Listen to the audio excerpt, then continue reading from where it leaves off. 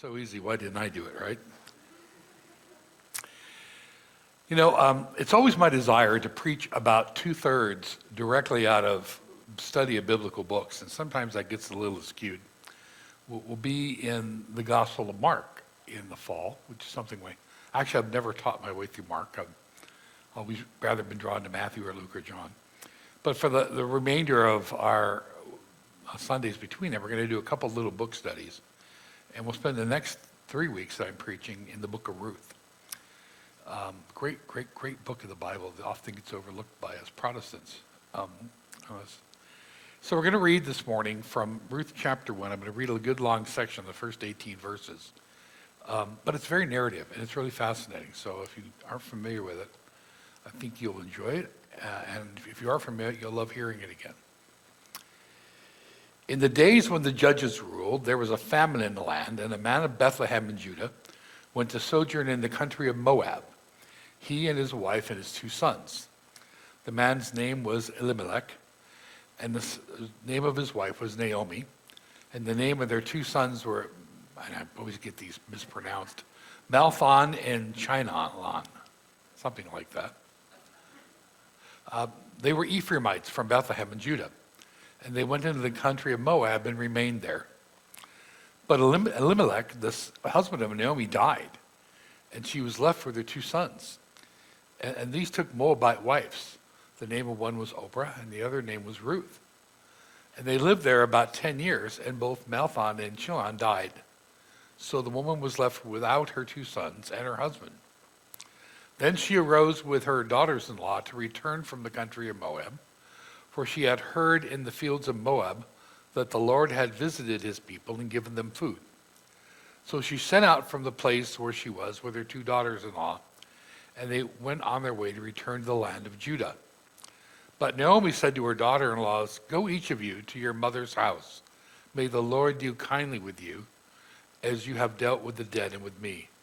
The Lord grant that you may find rest, each of you in the house of her husband." And she kissed them, and they lifted up their voices and wept.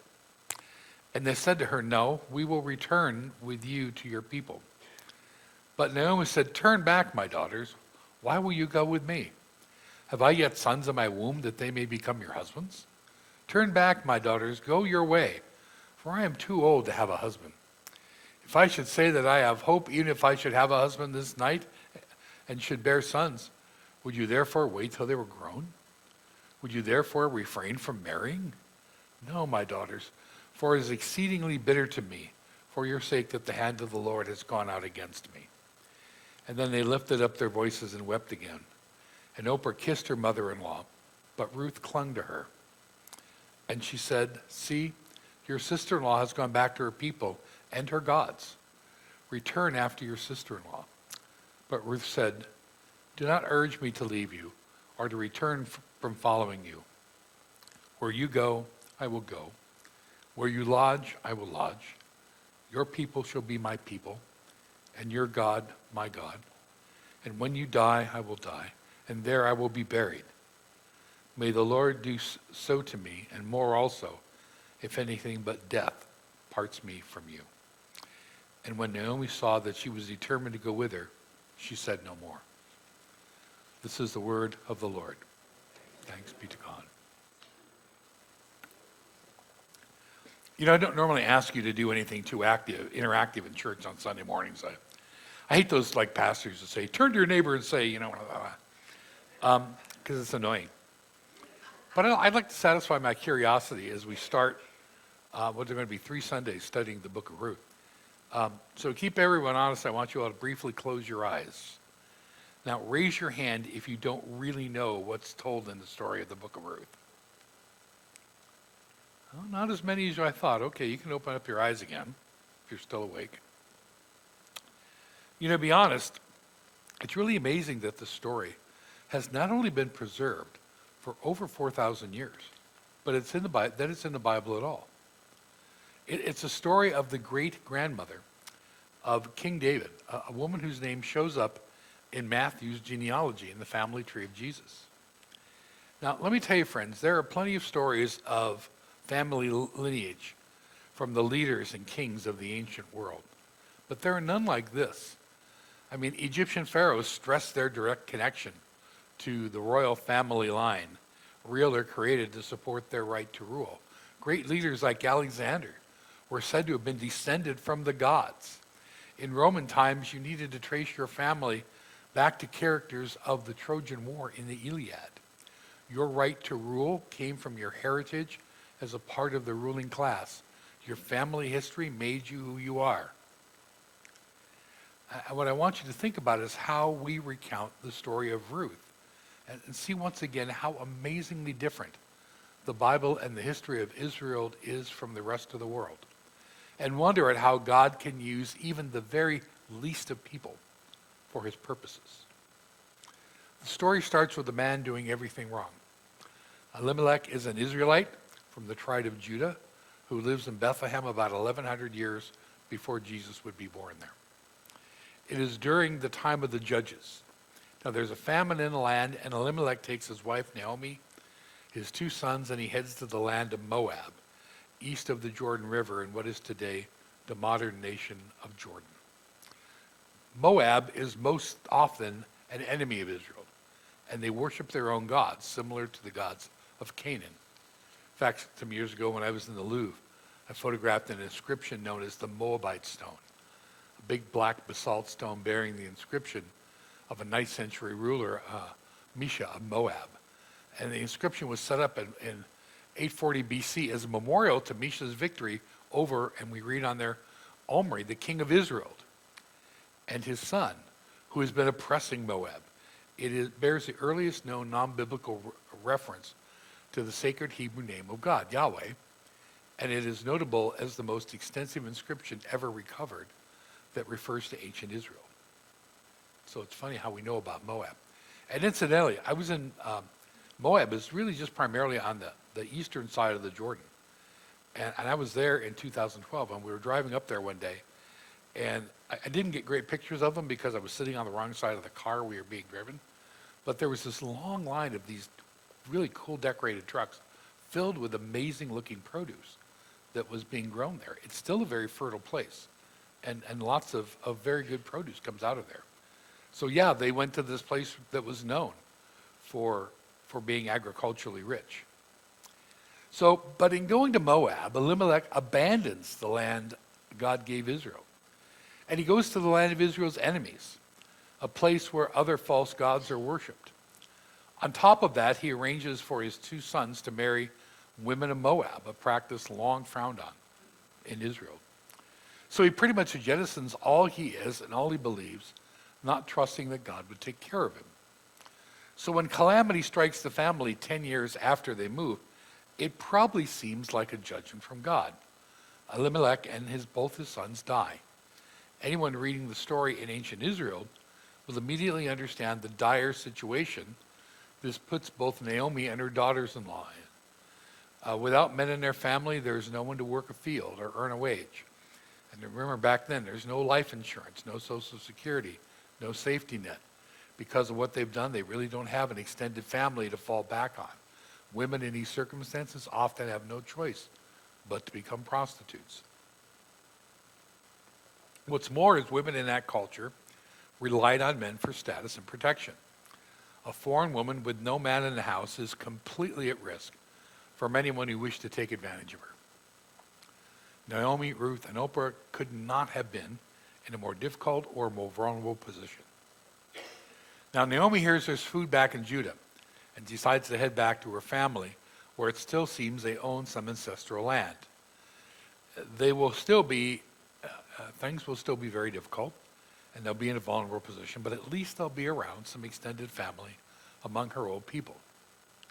Now, I will point out at this point that we see only a few verses later, we won't read that this morning specifically, but Naomi is pretty badly beaten down by her loss, just as you might suspect. When she does eventually get to Bethlehem, people recognize her and they call her by a name and say, "Oh, that's Naomi," which means pleasant or beautiful or good. But she insists that people call her Mara, which means bitter. Talk about wearing your pain on your sleeve. We'll talk more about this next week. So she leaves in Moab a broken and angry woman. Her husband and her sons are dead. She's angry at God. She's probably not a very pleasant person to be around. And I'm sure most of us would be in the same spot. So as she starts on the road to Bethlehem, a dangerous journey, she comes to the realization that it would be folly for her daughter-in-laws to go with her. Even in Bethlehem, she's still just going to be a poor widow with few prospects. And it's going to be worse for them. They're foreigners with no extended family ties, certainly subject to a fair amount of prejudice. They worship a pagan god. There will be no dowry, so they will have little prospect of marriage. And they will have even less than Naomi has, and that's close to nothing. So she tells them to leave her and go back to their own families in Moab. There, at least, I have some hope of some family support and maybe remarriage. And at first they refuse, and Naomi expands on her reasons they should stay. And now I know her reasoning there, as we read it, must seem a little bit odd, but there's really a point when she starts talking about, I'm not going to be able to have any more sons for you to marry.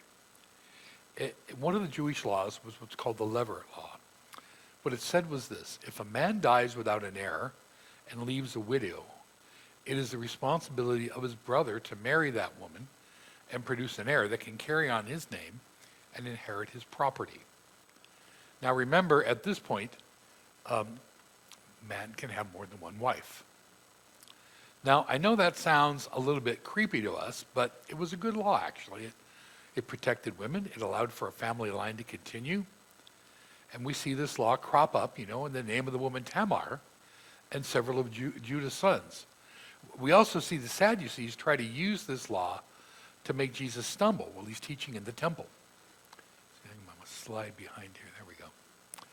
So Naomi tells her daughters-in-law, I'm not going to have any more sons to fulfill the law by you marrying them. And even if I did have more sons, do you really want to wait until they grow up to marry them?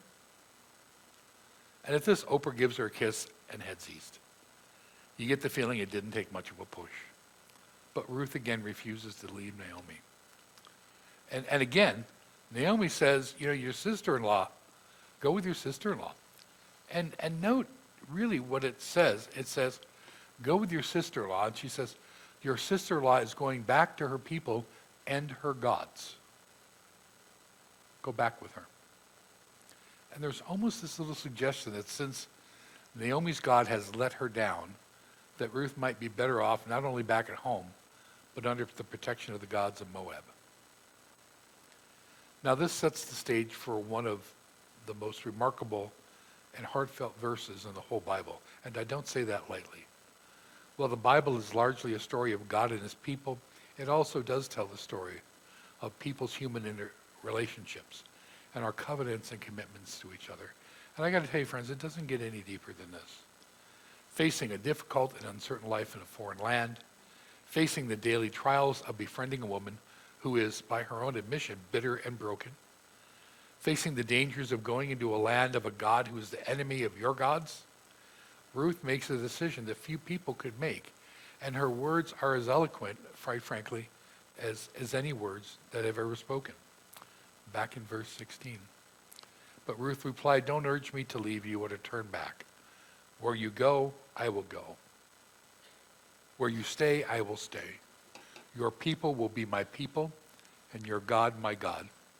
Where you die, I will die, and there I will be buried. May the Lord deal with me, be it ever so severely, if anything but death separates you and me. Now, isn't that amazing? That's human friendship at its deepest level. And I know some very far off base commentators want to suggest that this is more than just a platonic relationship. And as you read the story, you see there is no hint of that. And to be honest, I think it's a little insulting today for people to assume that there are no deep and powerful same-sex friendships that could produce a commitment like this. And notice that not only does Ruth throw her lot in with Naomi, but to use, the Texas Hold'em phrase, she goes all in with the God of Israel. That last line there when she mentions Lord, well, that's the Hebrew Yahweh, which means I am, the name that God gave Moses from the burning bush. She calls this God by name and then swears by him. And this is a real turning point to see here that this pagan foreigner has more faith in God than an Israelite. And I would suggest that her faith is a key part in seeing how God works in the second part of the story that we're going to read next week. But I want to focus on this decision today. What Ruth does here is not just make a commitment. What she does is to reveal her character. You don't just learn about a decision she makes. You learn a whole lot about what's really important deep down inside her by this dramatic pledge. And she bets her whole life that committing herself in friendship to someone who she has developed a deep friendship and a family bond to is ultimately more important than taking the easy way out or thinking only about herself or her needs. She invests her life in the life of another, no matter what the cost. Not only that, but she throws herself into the arms of God as well. No doubt Naomi heard tell wondrous stories of what the God of Israel had done in the past. She would have thought about the cultic prostitution and the child sacrifice and the various elements involved in the gods worshipped in Moab, Baal and Chemosh. So she trusts this God who she only knows in bits and pieces, but probably knew enough to recognize that the God of Israel was not like the other gods of her age. And again, we'll see how wonderfully God honors her choice as we finish the book in the next 2 weeks. Friends, let me wrap things up this morning with a final thought. All too often, I get what is both a great privilege and a great challenge, and that is I get to interact with people when they're dying. And it's taught me a lot. Since I think in our final days on this side of eternity, we finally, if not before, get a glimpse of what's really important. No one in a hospital or hospice bed has ever gotten out their investment spreadsheets and showed me their balance. No one has ever showed me a picture of their large corner office, nor their spotless house. In fact, few people ever talk to me about most of the things that we actually tend to spend most of our lives chasing after. What they do tell me about is their family and their friends. They tell me about the people that are important to them and the relationships that have sustained them. Ultimately, they are telling me about the results of their own Naomi and Ruth decisions that have interwoven their lives with others and with God in a way that literally provided the foundation for their life. And as we think on that, I have to ask you, what do you invest in? What do you trust in? What will you tell someone on your deathbed? Who are the Naomis in your life? And even more importantly, when have you gone all in with God? You know, we may not know this book very well, but let me tell you, the book of Ruth is very significant to the Jewish people. Every year they celebrate the festival of Shavuot, which we call Pentecost. And when they do that at Pentecost, the entire book of Ruth is read or sung out loud. On Thursday night of the festival, people stay up all night to study the book of Ruth. And it's also customary to eat dairy foods throughout the festival because the story is likened to the sweetness of milk and honey. Yet the main reason modern-day Jews love the book of Ruth so much is that it pictures the marriage relationship that God has with his people. It reminds us that even before we go all in for God, God has gone all in for us. We New Testament Christians call that God's prevenient grace. So friends, let me tell you, cherish your friendships, invest in people, and trust in God. Interweave your relationships with your faith in God of Israel. God still honors people that do. Take your place on the road from Moab to Bethlehem and see if God doesn't do something unexpectedly wonderful in your life too. Let's pray. Father, thank you for this great example of a woman who had every reason to do everything else, but somehow found the strength and the courage and the insight to choose a covenant friendship and to choose the right God. And Lord, if we could just do that in our life, how lucky would we be? Help us to learn and grow from seeing her example. and thank you for what her faithfulness did in even the history of the lineage of our Lord Jesus Christ. For it is in his name we pray. Amen. Our friends, go from this place knowing that God has given us great friends and that God is our great friend. And may those things transform your life. And may his grace, his mercy, his peace, and his presence be with you now and forevermore. Amen.